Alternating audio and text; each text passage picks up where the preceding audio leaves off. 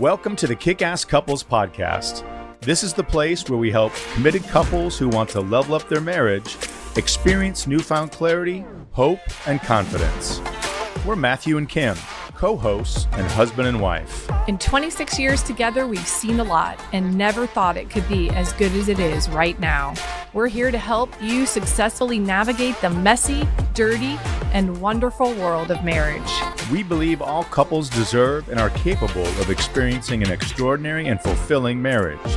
And each week, we're bringing you life lessons from real-life successful couples to help you grow and strengthen your relationship. We'll get started right after this message. If you want to learn how to experience the best, most fulfilling year of your marriage, we invite you to order Matthew's new book, Kickass Husband, Winning at Life, Marriage, and Sex. You can get it at Amazon.com or visit Matthew's website, www.matthewphoffman.com. Again, that's Amazon.com or www.matthewphoffman.com. And now, back to the show. Welcome back to the Kickass Couples Podcast. Today we are interviewing Congressman Roger Williams and his wife Patty. Roger Williams represents the 25th Congressional District of Texas, which stretches from Tarrant County in the north to Hays County in the south and includes much of the Texas Hill Country and Austin. Roger attended Texas Christian University and afterward was drafted to play baseball for the Atlanta Braves, where he played for many years before deciding to open his first small business. He was later appointed to serve as the Texas Secretary of State and, in 2012, elected to the U.S. Congress. With his experience in owning a small business, he has become their advocate across America. Patty Williams attended Austin College, where she received a minor in marketing. She started out working in sales in the hospitality industry and is now the president of Roger Williams Chrysler, Dodge, Jeep, Ram, Fiat dealership. Patty is also a board member in multiple charities, including Tarrant Area Food Bank, Support Our Soldiers, Steering Women for Business, and Texas Women for the Arts. In today's Recap Edition episode, Kim and I will share our key takeaways from our interview with this dynamic couple. We'll break down concepts, relationship qualities, and key pillar points that they've used to build their rock-solid relationship that will stand the test of time.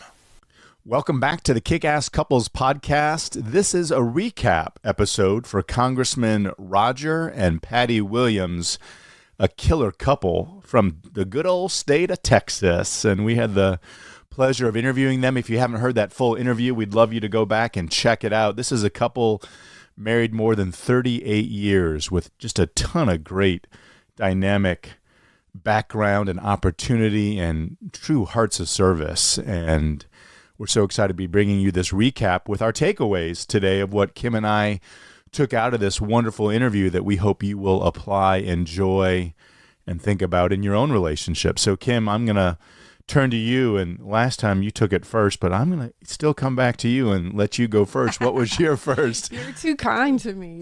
Well, that's my job. This is just such a humility-based couple. They are, even though they're high profile, they again, don't think of themselves as being kick-ass. They just think of themselves as being a well-rounded, balanced couple. And I think it's important to point out that as a congressman, you can only imagine the demands that are made upon Roger to be in the public, to be a public servant, as well as we have to remember that this couple also owns a generation-owned family car business. And I think it's really important that we really look at them as this powerhouse, really super busy, have a lot going on, a lot of different vortexes happening, yet they still come together. They make time for each other. They make each other a priority. And their relationship has lasted 38 years because why, Matthew? They are know how to prioritize right. each other, and they did that in so many cool ways. And kind of tagging on, my biggest takeaway. This is kind of a different thing, and we always start off. If you've listened to our podcast, we always ask the question, "What did love look like growing up?" Because we are products of our parents, grandparents, whoever raised us, the role models, the people that we look to say, how do we supposed to do this thing called love and relationship and life?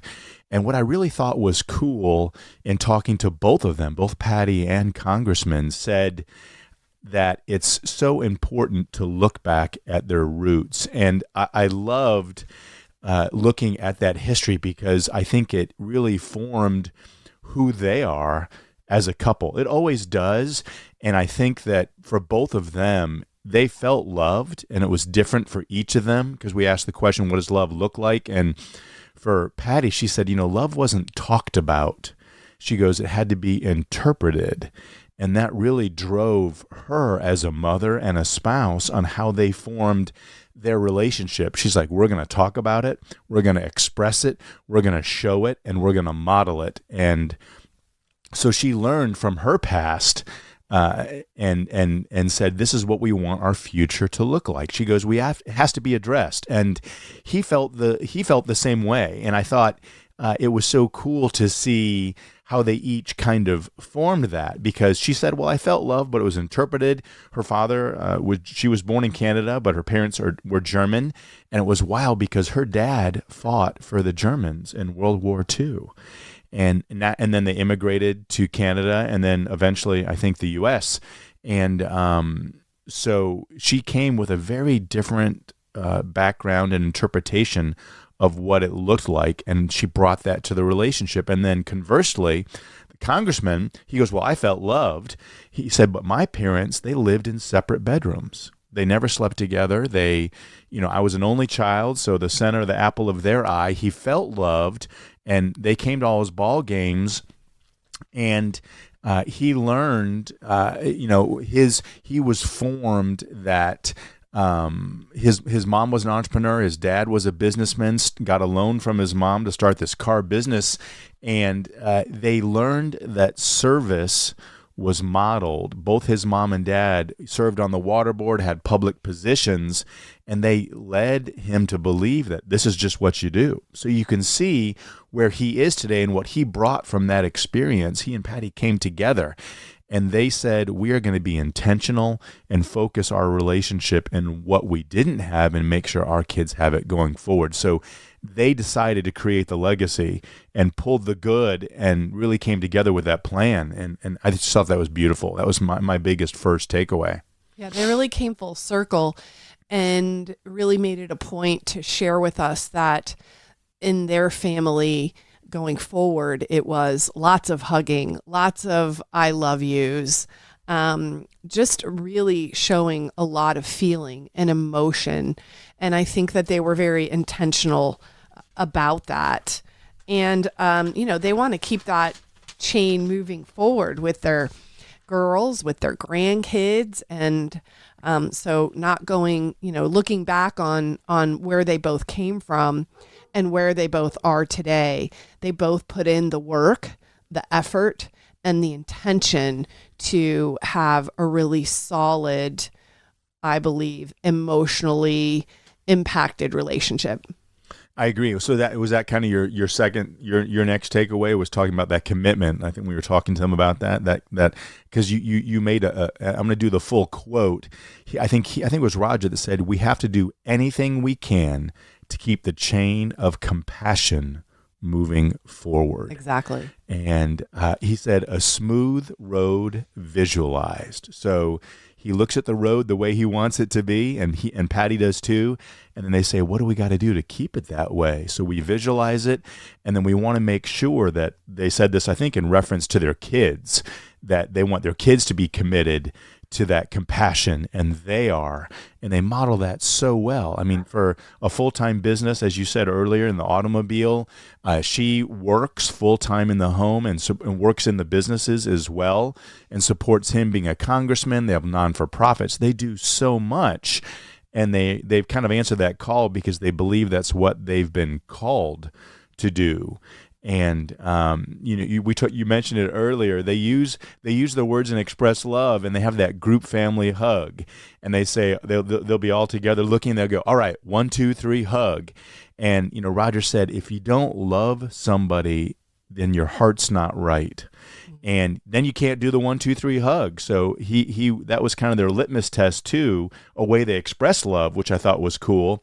But if somebody wasn't doing or able to do it, he knew something was wrong and it needed to be addressed, whether it was him or Patty or their kids. And I thought that was great, and it really was a good demonstration of commitment to each other, commitment to the family, and making sure that those hearts were right. When it comes to creating a kick-ass marriage, do you ever wonder what you could be doing better? Have you ever thought how helpful it would be to be a part of a like-minded community of other imperfect couples who want to level up in their number one relationship? Come visit Kickass Couples Nation, where you can talk with people just like you who are looking for ways to invest in and increase their joy, commitment, and fulfillment in their most important human relationship. You'll have access to a team of licensed marriage therapists, coaches, articles, podcasts, live webinars, and more. Just visit MatthewPHoffman.com so you can learn more about a community that's ready to help you level up. That's MatthewPHoffman.com so you can become of the growing Kick-Ass Couples Nation right now. Sure. And then I think it's important to talk a little bit about communication with this couple, because as a high-profile couple, and with Roger's very busy travel schedule, work schedule, public commitment schedule, I know that they're separated a lot. And so I was really curious to know, how do you all communicate? How do you stay connected with one another? And I love their response. It was, we talk a lot. And sometimes even we say goodnight more than one time. I might say it earlier, and then an hour later, we're giving each other another good night. But we also write notes, and we also write letters to each other, which I thought was really special, because I feel like letter writing is so huge in a relationship, and it's done so little. Unfortunately, it is a dying art. But they do this, and so they're very intentional about staying connected, about communicating with one another, and making sure that they are knowing that each other is being prioritized throughout the day, even though they have crazy schedules. I agree with you. We've talked about this a lot, and it's even a chapter in my book, Kick-Ass Husband, Write a Letter. And there's all kinds of different ways of communicating, right? It could be verbal, nonverbal, your body language. It could be the spoken word. It could be a touch, right? Just reaching out and a hand on a shoulder. But the written word is so great, because if that person gets that note and you're not there, there's no distraction on interpreting it, and it also never goes away. You have it. It's a constant reminder. And I've got a whole drawer full of letters from you that you've written me over the years, and other family members and friends, and the power of the written word. He talked about, the congressman said, he called it letters from left field. He's a ball player. He played baseball professionally when he was younger. Still loves the game now, loves to watch the game. He goes, I am constantly doing that, not just with my wife, but with my staff. Yeah. Just a little note. Hey, I really appreciate this, and this is why. Because he knows the power of it, and so he makes sure it's a regular part of his practice, not just with his the people that he works with, but his wife. And I love to see that. And they are separated by distance. And for anybody that's out there that is separated by distance, I used to travel a lot. And so when I did that, I made sure that those letters were written. I'd mail them to home. I'd leave them someplace. But even today, I really try to keep that written word an active part of my toolkit in communicating, because it's just one of many ways you can communicate your love, your respect, and that you're thinking about somebody. And relative to communication, they said, too, they talk on the phone a lot, and it could be quick. And Patty said, he could be in the middle of a meeting, and if I call, he'll either pick it up right then and there, or he'll excuse himself, because even though he doesn't say, well, I'm a congressman and I've got a meeting and I'm busy, he makes sure that he prioritizes her in the middle of that.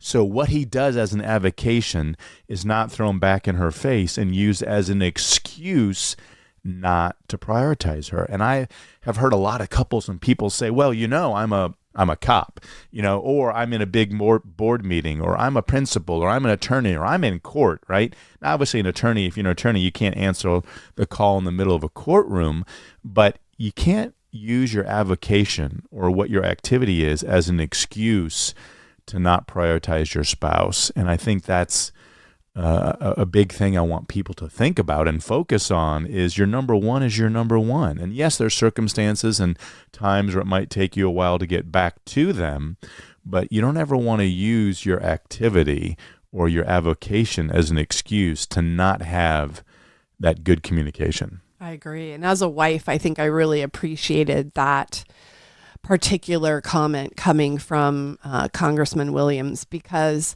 it just showed me and told me and our listeners that he has her back no matter what. If she calls and she needs to get through to him, she is able to do that.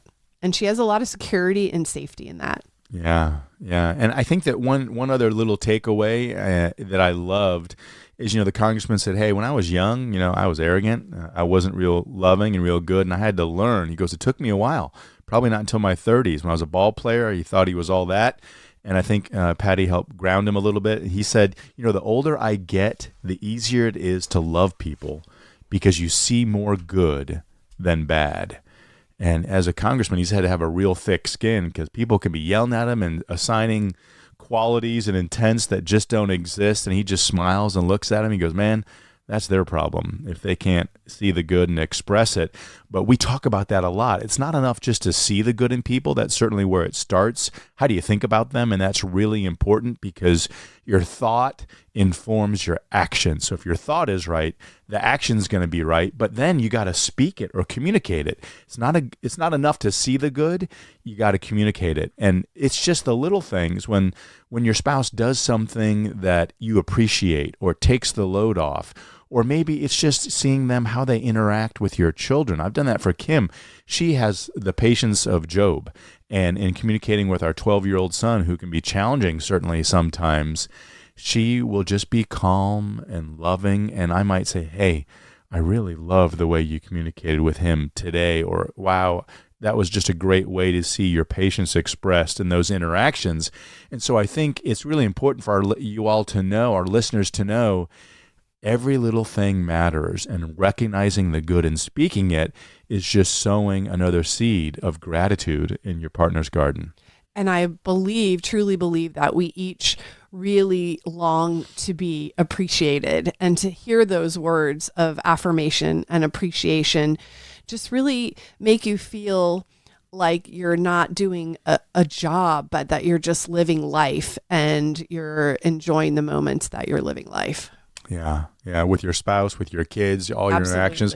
People need it's not easy. I mean, it's challenging. It's not easy at times, but affirmation is everything. Yeah, I've never heard anybody say they get too much appreciation. That's exactly right. Or too much recognition. It doesn't really happen, does it? It doesn't. What are some of your other takeaways that you got, Well, Kim? I had another one that I wanted to point out, and I love this because when we talk to them about additional pillars, they said, well, we love your 13 pillars, but we really believe you need a 14th. And we've heard this one before, so it's not new to us, but I think it has prompted us to add a 14th pillar to our 13, and that is humor and levity. And they have a lot of that in their family life and with their friends. And I think that when you add humor and when you play together, it just adds another element of joy, and it really makes for that sound relationship when you're able to do that together.